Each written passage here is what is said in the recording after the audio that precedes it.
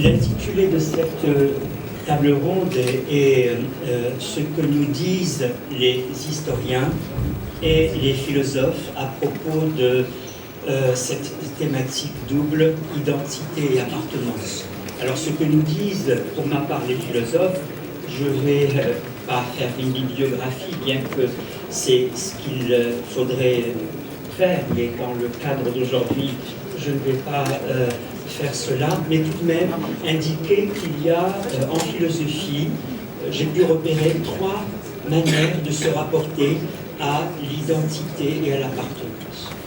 D'abord, pendant longtemps, les philosophes n'ont parlé que du principe d'identité, qui est bien évidemment un principe qui figure dans les axiomatiques pour pouvoir démontrer A égale à A. Vous allez me dire c'est très trivial, mais ça devient un peu plus compliqué quand on dit A égale à B, comme 2 est égal à 1 plus 1, et que signifie précisément d'avoir 2 manières de se donner un même objet. Une façon aussi de dire, toujours pour ce premier moment, le principe d'identité, que l'identité pour les logiciens, c'est toujours l'identité entre des objets du monde, des individus, êtres humains. Le principe d'individuation en logique ne concerne pas que les individus anthropologiquement déterminés, mais concerne bien évidemment tout ce qui peut être individualisé au sens littéral de ce qui peut être atomisé, indivise, non divisible. Donc le principe d'identité concerne les objets, le principe d'identité se complique, je disais, quand il n'est plus simplement A égale à A, mais A égale à B. Et à partir de là, vous allez avoir des orientations anthropologiques ou scientifiques en général. Par exemple, quand on dit Vénus est l'étoile du matin, mais c'est aussi l'étoile du soir. C'est le même objet du monde, mais on se détermine à cet objet du monde de 2 manières différentes. Deux nations différentes, 2 sens différents. L'étoile du matin est la même que l'étoile du soir. Et les choses se compliquent parce que quand vous dites l'étoile du soir est illuminée par le soleil, les gens sont étonnés. Oui, mais comme c'est l'étoile du matin, on arrive à mieux comprendre. Autrement dit, on peut tenir pour faux une proposition qui peut être vraie, et c'est à partir de là que l'identité devient très riche parce qu'elle creuse le fossé entre ce qui peut être tenu pour vrai et ce qui est vrai, et ce fossé, comment après le combler.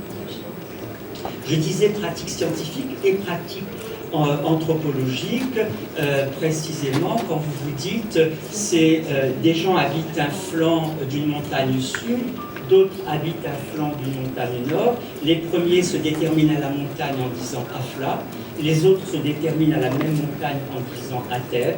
Est-ce qu'ils parlent de la même chose? Bien évidemment, d'un point de vue géographique, dans un colloque scientifique, on va dire que c'est la même montagne qui mesure 5000 mètres, mais quand vous regardez précisément les déterminations anthropologiques, vous voyez que dans ce cas-là, A égale à B pose véritablement problème. Il n'y a pas de synonymie. Peut-être que quand on dit Afla, on veut dire flanc ensoleillé. Peut-être que quand on dit Athènes, on veut dire flanc enneigé. Et donc finalement, la neige et le soleil, ou escarpé et lisse, on arrive finalement à une impossible synonyme. Toujours dans ce principe d'identité qui, je dis, véritablement a concerné longtemps les philosophes, en logique, on distingue entre 4 notions très importantes, mais dans certaines langues, comme la langue européenne, elles sont toutes marquées par la copule EST. Et Socrate est philosophe, c'est une appartenance d'un individu à un groupe des philosophes. Socrate est le philosophe qui a bu la ciguë, c'est l'identité et non plus l'appartenance. Les hommes sont mortels, c'est l'inclusion. L'homme est mortel, c'est l'inclusion, et ni l'appartenance ni l'identité. Et puis vous dites Dieu est, c'est l'existence. Donc finalement, il se trouve qu'une même lettre, EST, peut donner l'identité, l'inclusion, l'appartenance, l'existence. Et parfois, précisément, la logique aide à les distinguer de ce point de vue-là. Alors ça, c'est tout ce que j'ai appelé la première acception très représentée en philosophie pendant des siècles, l'acception logique, le principe d'identité. Pour mettre des noms propres, ça va d'Aristote à Leibniz jusqu'à Frege et Russell, que Mohamed Jajal a cité tout à l'heure et qui ont beaucoup occupé ma première vie universitaire. Et il y a une seconde acception, qui n'est pas le principe d'identité, qui est, j'appellerais cela l'idiome d'identité.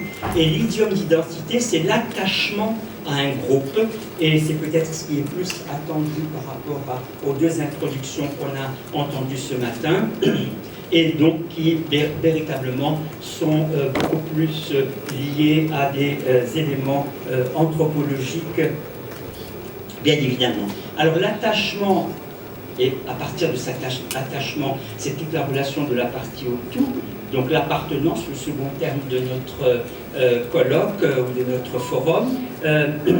Donc vous voyez, autant le premier principe, c'était un principe d'identification, la même montagne, la même étoile du monde, le même nombre. Autant le second que je traite maintenant, l'idiome d'identité, c'est l'attachement et non pas l'identification, l'attachement à un groupe. C'est le domaine, excusez cette petite twistrerie, de ce que l'on appelle le paronyme. Tout à l'heure, j'ai parlé des synonymes. Je vais parler des trois catégories logiques importantes par lesquelles s'ouvre le traité des catégories d'Aristote, l'homonymie, la paronymie et la synonymie. La paronymie, en français, elle n'est pas tellement d'usage courant, mais en arabe, c'est quelque chose qu'on fait tout le temps, c'est l'ishtiqaq. La paronymie, c'est un même mot qui dérive d'où le mot identité, par exemple, est identitaire. Identitaire est un paronyme d'identité. Est identique aussi à la paronymie d'identité. Donc Aristote disait grammaire, grammairien. Qu'ajoute le paronyme par rapport à la notion de base? Elle dit la notion, mais elle dit le sujet qui incarne la notion. Pas seulement l'identité, mais identitaire, il y a aussi et la notion d'identité et le sujet qui se dit précisément incarner cette identité. Bien évidemment, quand je dis identitaire, tout de suite je tombe dans un concept polémique. Pourquoi un concept polémique? En philosophie, nous avons repéré plusieurs concepts polémiques. Vous avez le concept de barbare, ce qui n'est pas de son usage. On appelle barbare ce qui n'est pas de son usage, disait précisément Montaigne. Canguilhem avait dit que le normal se rapporte toujours à ce qui n'est pas droit et qu'on normalise. Donc quand il y a un divorce entre ce que vous signifiez et ce à quoi vous rapportez, vous avez un concept polémique. Identitaire signifie l'uniformité d'un groupe et se rapporte à l'exclusion des autres. Et il se dit par rapport à ce qu'on exclut, mais il signifie l'uniformité.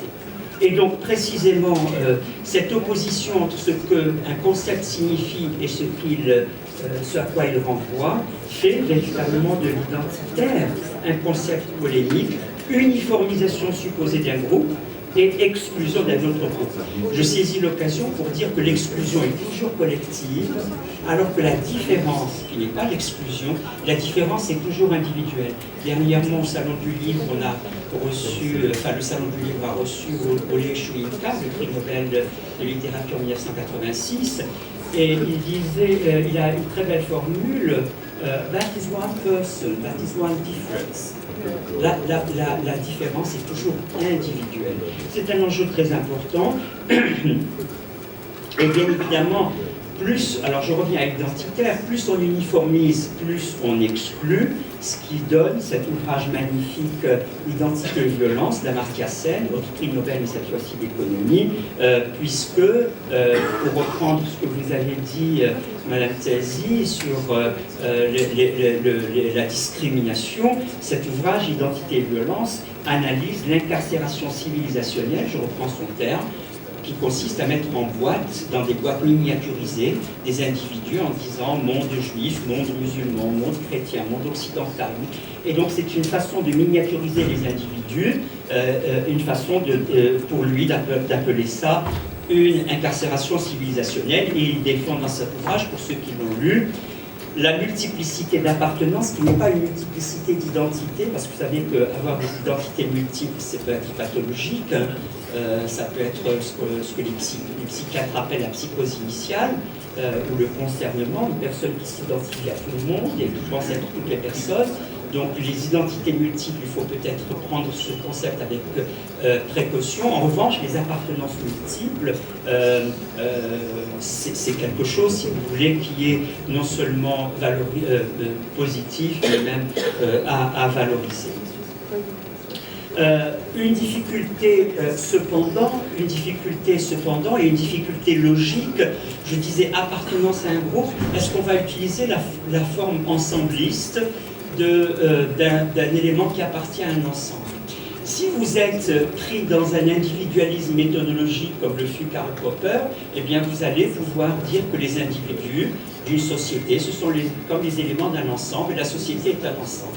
Le problème, c'est qu'un ensemble est une entité logique et la société n'est pas une entité logique. C'est plutôt une totalité organique, c'est plutôt une totalité concrète qui agit, qui pâtit. Un ensemble n'agit pas, ne pâtit pas.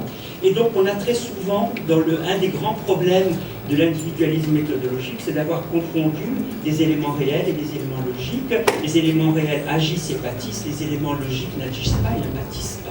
Donc un ensemble, c'est très difficile de dire que l'attachement d'un individu à un groupe, c'est l'attachement à un ensemble. Et il faut trouver la possibilité de parler d'une collectivité qui ne soit pas un ensemble, c'est-à-dire d'une propriété collective qui n'est pas réductible à un ensemble. Et c'est une grande difficulté logique que la notion de nation a vite comblée. Et c'est une notion, comme vous le savez, très récente. Je renvoie aux travaux de Marcel Mauss et de Louis Dumont au début de ce XXe siècle, Louis Dumont, des années 2000, Marcel Mauss des années 30, qui tous deux ont insisté sur la collusion entre le nationalisme et l'individualisme. La nation, c'est la place vide entre l'individu et l'espèce.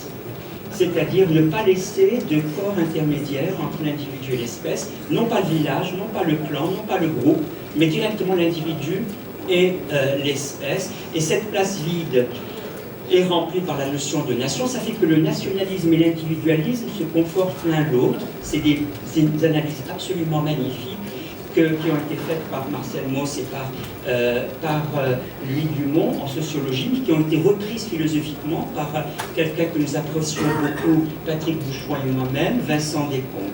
Et donc, comment sortir précisément de cet individualisme méthodologique qui lui-même est issu, je disais, de la nation comme place vide entre l'individu et l'espèce, et comment faire que corps, communauté et nation, peuple, ne fonctionnent pas comme des termes généraux, comme un ensemble. Comment, précisément, sortir de l'alternative, le particulier et l'universel, en allant vers ce collectif que certains appellent individu collectif. Beaucoup de gens, par exemple, pour le foot, ça a été cité tout à l'heure, les Marocains disent « on a gagné, on est arrivé, nous sommes arrivés en demi-finale ». Alors c'est quoi ce « nous » ? C'est un individu collectif qui est très problématique parce qu'il a une face vaniteuse. À ce que je sache, tous les Marocains n'ont pas été au Qatar. Donc ça ne peut pas être les Marocains au sens distributif. Ça ne peut pas être non plus quelques Marocains seulement.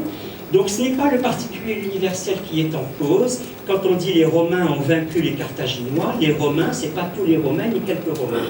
Et finalement, en français, nous avons cette ambiguïté du tout, comme je disais tout à l'heure, on a l'ambiguïté de la copulté. L'ambiguïté du tout, elle est un peu bien indiquée par la langue latine. Hominis homo totus homo, hominis homo tout homme, distributivement chaque homme, alors que totus homo, c'est l'homme tout entier. Socrate tout entier peut être un totus. Donc l'homme dans son entièreté. Et l'homme dans son entièreté n'est pas l'homme décliné sous la forme distributive. Et donc précisément, quand on a beaucoup dans la littérature, Rome n'est plus dans Rome, elle est tout où je suis, le Sertorius dans Corneille, le général de Gaulle, la France n'est plus en France, elle est tout où je suis, à Londres, Sertorius était un prince romain qui était exilé en Espagne. Donc c'est quoi le statut de cette Rome, de cette France, de ce nous? Et c'est là que précisément des difficultés émergent pour cette catégorisation de l'individu collectif qui n'est pas une entité supplémentaire de l'individu mais qui est complètement prise dans cet individu lui-même.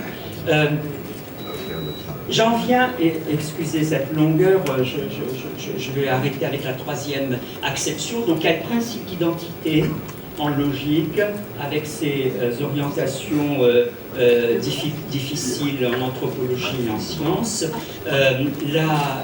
L'idiome d'identité, l'attachement avec les difficultés de l'appartenance à un groupe. Et le troisième, c'est le sentiment d'identité. Alors là, vous n'avez pas mieux que la littérature pour rendre compte de ce sentiment d'identité. Le sentiment d'identité, c'est celui qui m'a beaucoup préoccupé dans l'ouvrage qui a été cité tout à l'heure, Identité, une fable philosophique. C'est toute la tradition empiriste anglaise qui va de Hume à Russell, en passant par Lewis Carroll, par exemple. C'est dire qu'il n'y a pas quelque chose de moi qui va regarder ce moi. Nous ne sommes qu'une perception particulière. Le moi, plus vous le creusez, plus vous voyez quelle perception, celui qui vous parle en ce moment, qui sera tout autre tout à l'heure. Et donc, l'idée qu'on ait une suite d'apparence ou une collection de perceptions a été véritablement une aubaine, si je puis dire en littérature, qui a creusé ce sentiment d'identité sous la forme justement de miroitement, de collection, de perception, et vous avez là les magnifiques pages de Proust dans La recherche du temps perdu, où il ne tient plus que le nom propre pour pouvoir reconnaître quelqu'un. Quelqu'un s'avance devant lui, ne le reconnaît pas, il revient du sanatorium, je parle du narrateur, et il retombe dans la mondanité, les gens ont beaucoup changé, et finalement, il y a la constance du nom propre. Je saisis l'occasion pour dire que le nom propre, c'est véritablement ce qui porte les porteurs de l'identité, au sens, cette fois-ci, du sentiment d'identité, mais au-delà, parce que quand vous dépossédez quelqu'un de son nom propre, comme c'est arrivé à Stefan Zweig précisément par les nazis, vous dépossédez complètement l'être humain, vous l'acculez au suicide, comme malheureusement ça a été le cas. Le nom propre, c'est l'identité formelle, pas l'identité matérielle dont je viens de parler. L'identité matérielle, c'est les changements perpétuel, on n'est pas le même, nos cellules changent, et les gens utilisent souvent ces changements pour dire, ben voyez comme l'identité change. Non, le changement n'est pas emblématique de l'identité, parce qu'il y a l'identité formelle. Je suis précisément une personne qui peut répondre de mes actions à partir du nom propre, et les noms propres sont toujours cités précisément en justice, qui a fait telle chose, tel nom propre, telle date, c'est très très important de pouvoir répondre de ces actions. Donc il y a une limite à concevoir quelqu'un. قبل ما تخرجوا ما تنساوش تابوناو في 20 فبراير وتابعونا على المواقع التواصل الاجتماعي.